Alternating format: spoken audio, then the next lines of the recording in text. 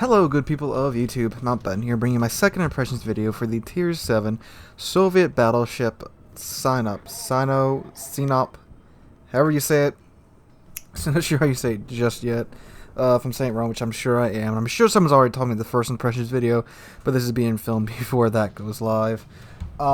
Anyway, so in the first impressions video I said it feels like a very good Tier 7 ship, and it does still feel like a very, very good Tier 7 ship. And in the right situations, the ship is an absolute monster. Now today we're going to talk about more of the negative sides of this ship. And the biggest downside is its AA. It's not that fantastic. Now, against a Tier 6 carrier or a Tier 7 carrier, you'll be okay as long as you're with a buddy. Tier 8 carriers are a different story, however. They can kind of have their way with you unless you're with a Tier 8 American or British cruiser, and even then so you're going to need another ship on top of that. The AA it's lackluster against Tier 8 planes.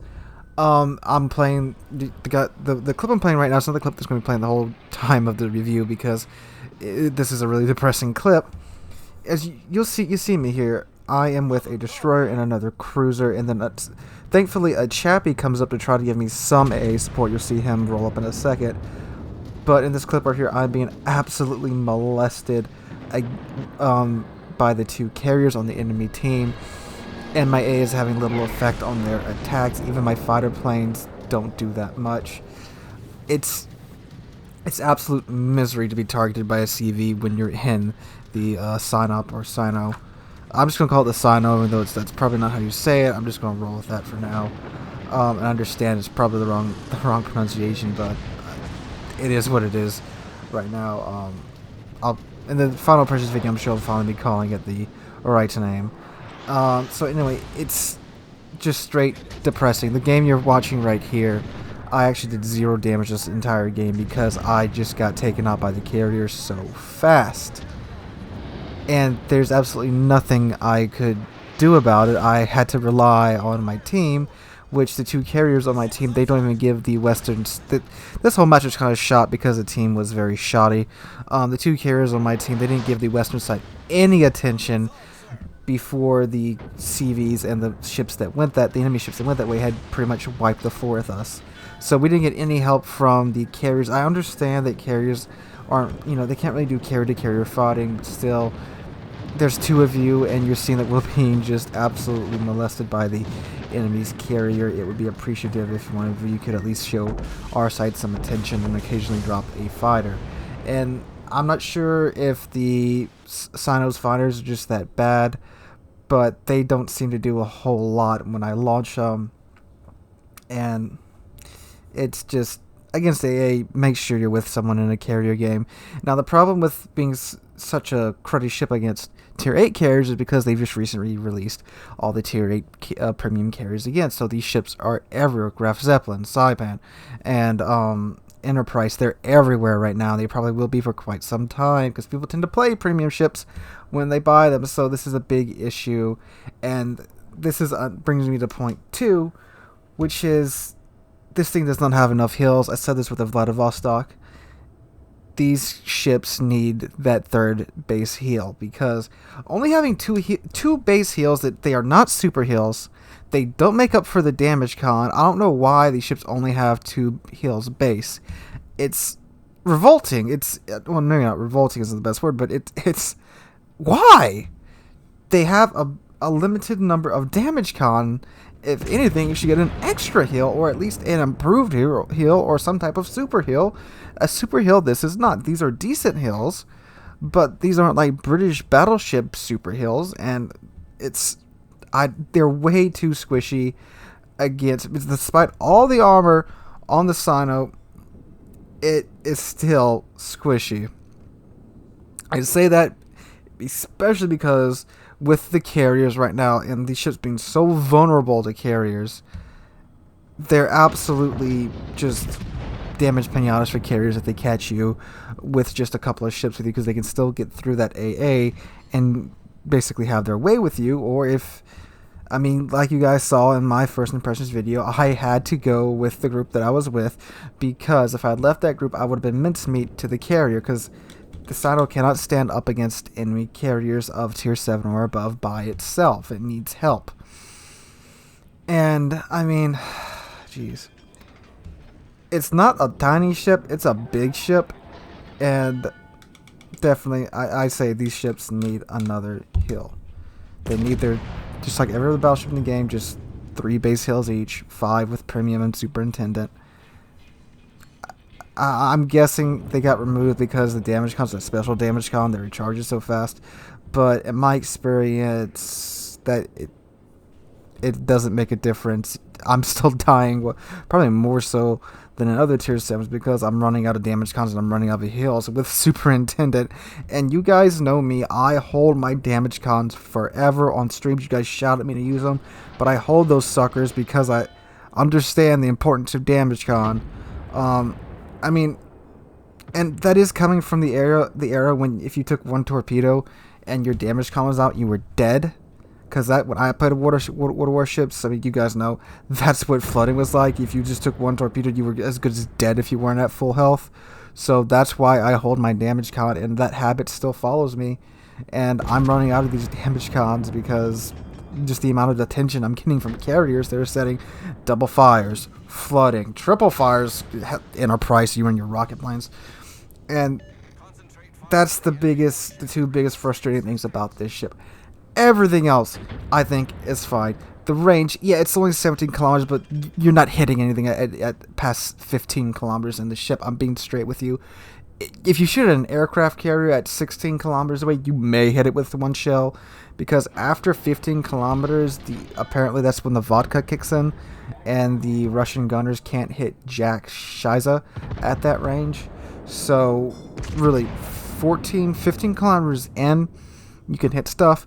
And with the Sinop, I'm feeling that the sweet spot is between 11 and 13-ish kilometers. Even though in the game you're watching now, I don't know. I mean, I'm going to edit it in if the footage doesn't get to it. But there is a shot I take at, I think it's an Iron Duke or something. And the rounds are like absolutely just lasered, and they would have drilled it if I had aimed a bit lower, and that shot was at 15 kilometers.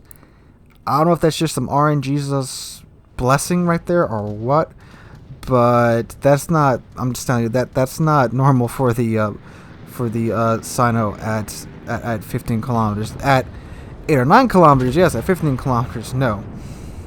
And pretty much everything I said about the guns on the Vlad are the same for these guns, because they're pretty much the same guns. I think the Vlad uses a different shell type. But it's still good against destroyers, because if the destroyer is 10 kilometers into you, the dispersion is so good, all 9 shells are probably going to hit that destroyer, and it's probably going to wipe it off the face of the map, because just, all 9 16-inch shells are hitting that destroyer. Against other battleships, this thing is a beast. First impression videos, you guys saw me take on a Sharn and a Gun Iceland and survive that encounter. And yeah, it's been like that since. The ship is a monster at close range. Now, I do get a little overzealous sometimes. I do try to bite off more than I can chew. And I mean, you guys know me. I play a little too aggressively a lot of times. And yeah, if you play too aggressively, you will get a smack in the face.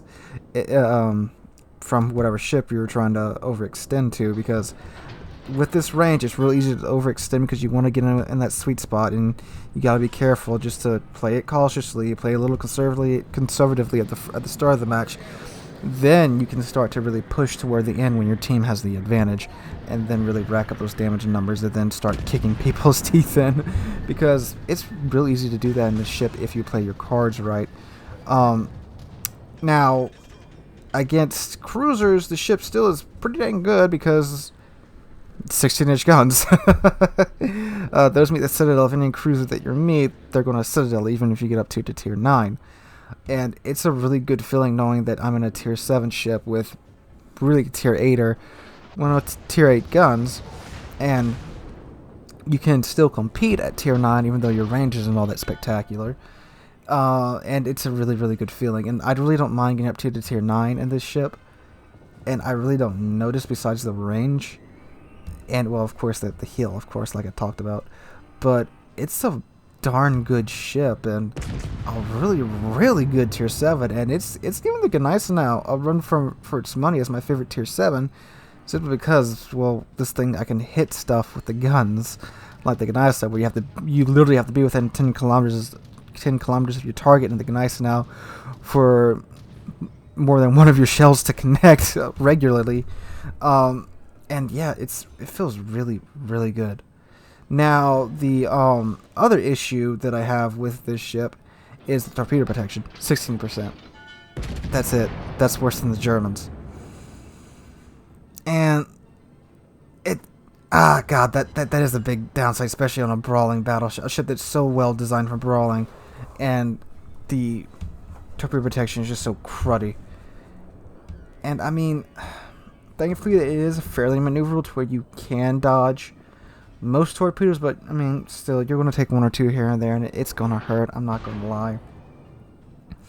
And I mean, of course, if you're being aware, you can, of course, dodge most torpedoes.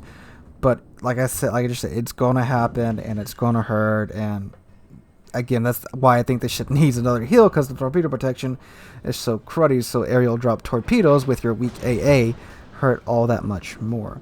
Now the secondaries are good. I want to talk about them real quick before I wrap the video up. These secondaries are really, really, really good. You can get them out to 7.6 kilometers with a secondary build, which I do have on this video, and they're not slacking at that range. They've started in the first impressions video. You saw they started 6 fires, and just that couple of minutes that I was brawling with that Gneiss and Schornhorst, and I found that is consistent. They are really good at starting fires. Now, the big decision for me is, do I want to spec into manual sectors, or do I want to go with concealment expert to get that concealment range down? Because on the Vlad, you can get your concealment down to about 12 kilometers. On the Sino, I think you can get down to around 13, maybe 12, because I don't think you can fit the concealment module on the Vlad. Although maybe, I don't remember. And I can't check right now because I'm recording this on my laptop and not on my desktop, because my Windows is updating. If I'm wrong, I'll put it in the video here. If I'm right, I won't put it in, because I don't think you can. No, maybe you can. I don't know. No, you can. You can fit the concealment module on the Vlad. Yeah, you can. Okay. I just had to think for a second. I'm sorry about that, guys. My mind's a bit fuzzy today. Well, yeah, that's the decision for me, because if I can't fit the concealment module, you get my detection down to about 12 kilometers, then I don't see a point in just getting the concealment skill just to get down to about 13, especially in this age of carriers and being permanently spotted. So I might go with manual secondaries and crank the secondaries up to that next level. Alright, guys, so in conclusion, Sino, very, very good ship. Gets my seal of approval. When the line fully releases, I expect this to be a pretty dang good ship. To improve it, I would definitely say it needs another heal and maybe a little buff to its AA or to its torpedo damage reduction.